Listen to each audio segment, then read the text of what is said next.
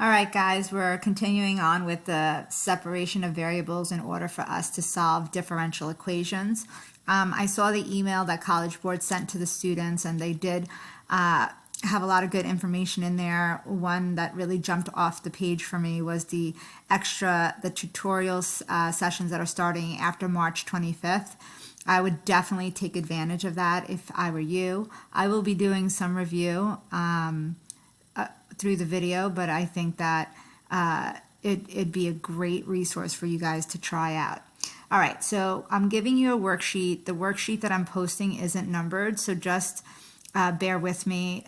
The numbers will be going horizontally, so it'll be 1, 2, 3 across the page. I'm going to do number example 1 and 2 with you, and then I'm going to have you try 3 through 6 as your homework. I'm going to set up a Google Meet for Thursday. I'm going to set it up for 12:15. I'm doing a Google Meet with my other course at 11, so I'm going to give myself a 15-minute break in between, and then anything that you have questions on until up to that point, definitely come. I'll answer any questions I can. All right, so here is one of the 6 examples that I want you to have completed from the worksheet that you'll see is posted. And here you have a derivative. I know I have a derivative because I see dy dx. So if I want to solve this differential equation, I want to get it in terms of y equals. So my first issue here is that my variables aren't separated, and that's why the worksheet is labeled as the separation of variables, because we really have to just get comfortable with doing that. Again, as I said before, the only way to separate variables is to do this by multiplication or division. No such thing as adding anything or subtracting over. So here, I'm going to move the dx from the denominator, and that's going to tell me that on the right-hand side is going to be where my x variables have to be, and on my left-hand side is where my y variables are. So right now I'm here, dy is equal to y squared over x minus 1 dx. So that x minus 1 can stay there, but the y squared needs to go. So how am I going to move that y squared? I'm going to multiply it by the reciprocal, 1 over y squared, and bring that over to the other side, this crossing out. And on this side, I'm left with 1 over x minus 1 dx, and here it's 1 over y squared dy. So now my variables are separated. Now I just need to get it into the form where I can go ahead and integrate. Again, there's no such thing as quotient rule. It's either u sub or basic integration, so I need to bring those variables up.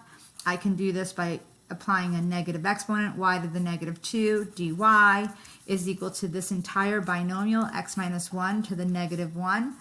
Dx moves up, and so here I'm seeing that this is going to be an ln problem when I integrate because it's to the negative 1.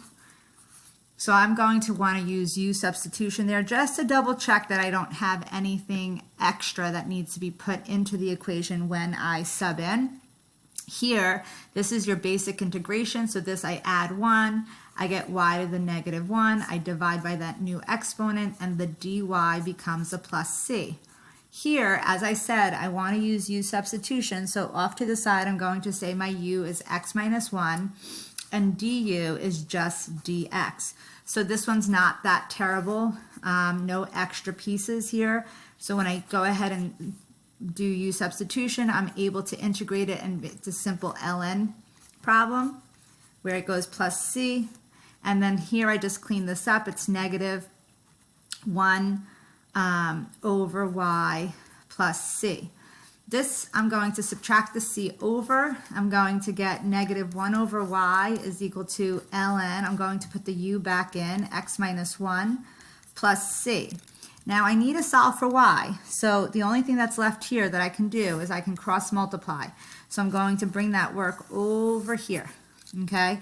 When I cross multiply, I'm going to get y times ln of x minus 1 plus c is equal to negative 1. So I have that there, and then I'm just going to solve for y. I'm going to divide. So this was ln times that whole thing. So I'm going to divide by ln of x minus 1 plus c, and I get that y is equal to negative 1 over ln of x minus 1 plus c. Now this is a general solution because I have plus c in the denominator. If I was given an initial condition as I put into the practice problem that I posted, you would go on to solve for c. Here, the only thing that you have to make sure is state that x minus 1 has to be greater than 0. Now, why do you think that is? X minus 1 is the logorand, correct? And we know that we can't take the log of a negative or 0, so you have to include that in your solution. All right, so that's the answer, the general solution to number 1. Number 2 looks like this, okay? And again, we're going to just separate. This one's an easy, just cross multiply, and I get 2y dy is equal to 3x squared plus 1 dx. All right, and then I go, oh, all right, I'm ready to integrate. When I go to integrate this, I'm going to add an exponent, and I get 2y squared over 2. The dy turns into plus c. This becomes 3x cubed over 3 plus 1x plus c. So I clean this up. I get y squared plus c is equal to x cubed plus x plus c. I minus that c over. Remember, that doesn't cancel anything out. It just creates a different c that I represent as plus c. And I'm almost done. I want to solve for y. So now we square root both sides, and I get y equals plus or minus the square root of x squared plus x plus c. Okay, and then at the end, I always want you to think about, is there any restrictions that you need to speak of? Well, we know that in an even root function, the radicand can't be negative. So we're going to say where x cubed plus x plus c must be greater than or equal to 0. That's a condition that you should apply. All right, so practice these problems. You'll see the posted worksheet, but they're forgetting the numbers. It doesn't have the numbers there. So 1, 2, 3, 4, 5, 6. These are the problems that I expect you to have done. And then we'll talk about, I'll post the solutions tomorrow. And on Thursday, we will have a Google Meet. If you can't make it at 12:15, I'll try to record it. I'm not sure if I'm going to be able to and post it, but I can always answer any extra questions. All right, hope you're all doing well.